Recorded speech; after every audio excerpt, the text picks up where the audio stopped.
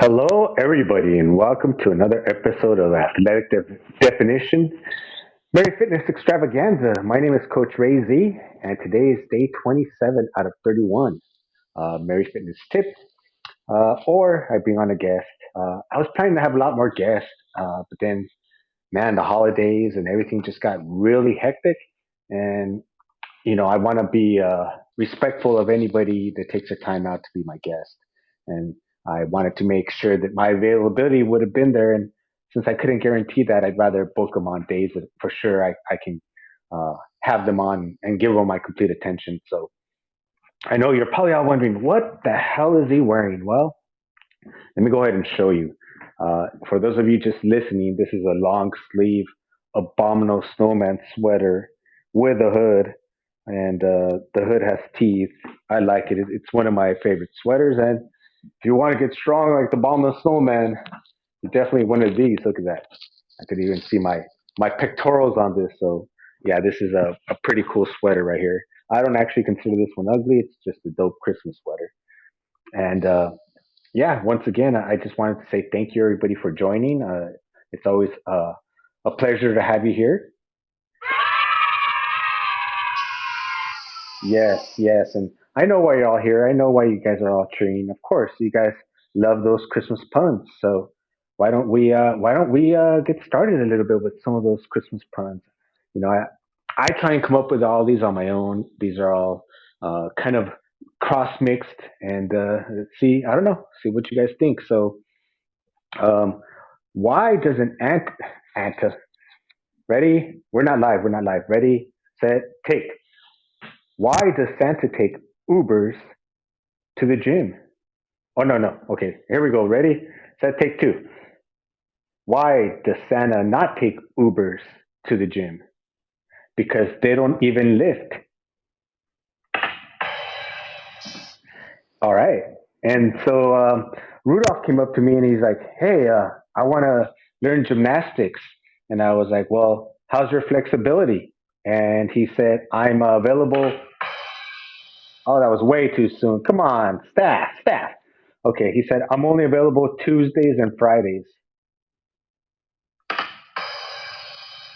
All right, see that. Let's make that one flow one more time.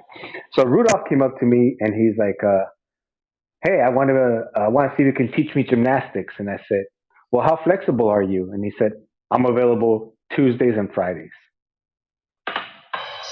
There we go, a lot more smooth. It's hard to find good help nowadays, so my apologies for my sound producer.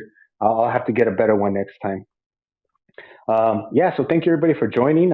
Today's title is called the Tibialis Part 2. And you might be wondering, well, I don't remember him doing Tibialis Part 1. And go back on Fireside, check out episode 17. On episode 17, I called it How About Them Tibs? And Tibs is short for Tibialis. Anyone who checks out the replay on Fireside or in the audience, if you click on the YouTube link, that is one of my coaching mentors, depending on the sport or what it is I'm doing. But that is Ben Patrick, knees over toes, and he's one of the persons that turned me on to training the tibialis. And in this video, he talks about one of the persons that he basically got it from. His name is hopefully I'm pronouncing it correctly. His name is Bob Gage, Bob Gage. Uh, God, I probably listened to it and wrote it down like 20 times, and I'm sorry if I butchered it, but he was like a one of the OG like bodybuilders back in the day, pre steroids, right? And then um, steroids started coming into the pictures, and everything started changing, and then became more popular to look good than instead of like be bulletproof basically instead of having to worry about weaknesses, but it just was more popular and quicker, of course, and get you on the cover of magazines with steroids. So he lost his popularity, but prior to that, he beat Arnold Schwarzenegger at 19 in bodybuilding, um, prior to steroids. So That's something it's probably like a lost history in fitness or an unknown history in fitness. Uh, my coach, I think, has almost like 1 million followers on Instagram, and this video only has like maybe 200,000 views. So it's something that I want to help spread. I've been training ATG for I don't know how long, maybe a year longer. I have certifications in different things, but out of all the certifications and all the training, to me, I find ATG the most helpful. And no, they're not paying me or anything, but when I got my kettlebell certification or my US track and field certification or my other running certification, um, it was all mostly for healthy athletes, not too much about you know how to fix someone with an injury or how to um, prevent injuries. A lot of it, in my opinion. And to me, ATG, because when I would tell people, hey, well, what's going on, what's wrong, and they tell me this and that, I wouldn't always have like the solution with what I was taught. I needed more. So always, one for me, it's fun. So I just love about the human body, and if someone tells me it hurts, I love to try and figure out how to make it better, how to fix it, how to you know have you go back to your original self prior to that pain. And with ATG, it fixes a lot of problems. Do you know how many people I know in jiu-jitsu that have knee issues? I mean, how many runners have runner's knee? It's one of the main problems. How many people tell me they have shin splints? How many people tell me, that, and shin splints, this helps. It's not the only thing. You also have to work uh, your calf, your nah, now I'm stuttering. Your soleus, yes, and between that and your tibialis, which no one works, uh, you're going to see results and avoid those shin splints, those weak ankles, you know, and it's really helpful to prevent knee issues as well. So you pretty much use your tibialis anytime you walk, anytime you jump, uh, anytime you pretty much do anything. Maybe you're telling me, hey, I'm a runner that has a like a mid form stride step, so I don't have to worry about that. Well, when you decelerate, when you're going downhill, that's when you're going to heel strike basically. And if you're a heel striker, I definitely recommend you work your tibs because if you've tried to correct your form and you can't correct your form, then I definitely think you need to make that defense stronger because that you're taking a lot of punishment, and you definitely want to have that strong so that you're able to take that punishment. Now, I'm not going to show you the whole thing or anything. Check out episode, as I mentioned, 17 on Fireside, and you can see how I demonstrate straight. But when you're running down, if you're running downhill, even you're going to end up hill striking somewhat. So that what it does is it drawing your movement each time you're trying to go forward, and now you're going the opposite. So it's not good for you. So once you are able to do, uh, I don't know, I did at least for myself, I did 3 months. But if you want to get really into like specific plans, to me, everyone's different based on injuries. So if you want me to get into nitty gritty, you can set up an appointment. Go to my website. It's on the link. It's Coach Ray Z. That's www.coachray and then Z as in zebra.com. And I'm happy to get into a really specific routine for you. So this is my first time kind of trying it moving around. So we'll see how it works. Uh, but yeah, once you can get through, it's called the Zero program, which basically requires no weight, no equipment, nothing like that. Then you can move on to the tip bar. And this I've showed before. And this you won't find in pretty much any gym.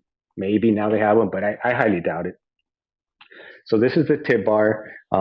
Two companies make it that I know of. One is in Australia, and it's probably about $200. And then the other one is in the U.S. and I think with shipping it's $100. And like I said, for what they do, I highly recommend it. The weights are separate, so that's another thing that you have to be mindful of. If you don't have weights, Weights are kind of expensive now, so I kind of lucked out and they messed up on shipping, so I ended up getting some extra weights because of the delay. But yeah, they're kind of expensive right now. Ever since the pandemic, the weights went up. So let me see if I could lower my camera even more, and then I just want to show you basically how you can use this equipment that after you are able to do the zero program, which is basically I don't know 3 months. I do 3 months because you want to see real results. You don't want to rush it. It's body weight exercise is so great, anyways. 3 months is about what it takes to actually strengthen your ligaments and your tendons versus muscles. Muscles will adapt a lot quicker. So what we're going for is uh, longevity, not the quick rush. So my lights are in the way. Let's see if I could trying to get good lighting here at the same time. All right. So uh, basically, I still gotta get it lower. I had no idea. I think I could do it like this here. So while I detach it, I'm basically you can do this on a bench with a weight bar attached in the back or not. You just basically want something solid. I got some mats. I got some mats, and I just basically stacked them on top. And then what I did was I have this mat right here. I normally don't wear shoes in the house, but I've tried this tib bar is what they call it without shoes, and it's more difficult because see I didn't rock it right. It's more difficult because um, it you're I don't know. I guess my feet aren't big enough, basically. So because my feet aren't big enough, it's more difficult. They slip through. I guess if you have really large feet, then you'll be fine. But so you just basically put your feet in like this, and that's pretty much it. And let me see if I could back up a little bit more. There you go. And then you start doing your reps. And this, in the beginning, I would have never been able to do. You'd be surprised how much just 5 pounds is. You know, if you watch the video, you'll see like I think he's doing like 45s. This is 15 pounds right here. And man, when I first started doing this, I couldn't even do the zero without me really feeling like a really like kind of painful stretch because that's how weak I was. But that's exactly what I wanted to fix. Um, I didn't I didn't want to train what everybody else was training because I saw the results that people were getting, and I knew that I needed to work on something um, for my weaknesses, not for my strengths. Everybody always works on their strengths and never on the weaknesses, and I wanted to do the opposite. It's something that I learned, like I think in basketball many years ago. I Someone showed me how to do layups with my left hand, and then I'm like, oh, okay. They're like, you're good with your right hand, and they told me don't stop practicing with your right, but what about if you could use your left? So I started using my left hand, and it made me a more versatile player. When people try to stop me to my right, I can go to my left, and vice versa.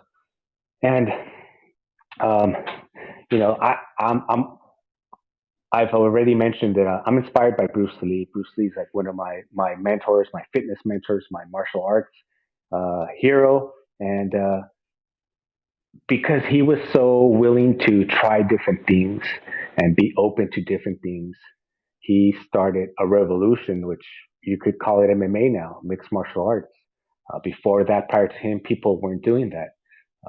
Also, he could be credited for parkour, and you can go on and on. But it was only because he was willing to mix and combine the arts, even when people weren't into it. So I'm hoping that I'm one of the first to combine some of these arts because most of the runners probably that I know don't play basketball, and most people that play basketball don't do jujitsu, and vice versa. You get a couple people that are kind of rare, so the training methods that they do are usually completely different. The exercises that they do, the warm ups, and when you do a little bit of everything, it's a good mix.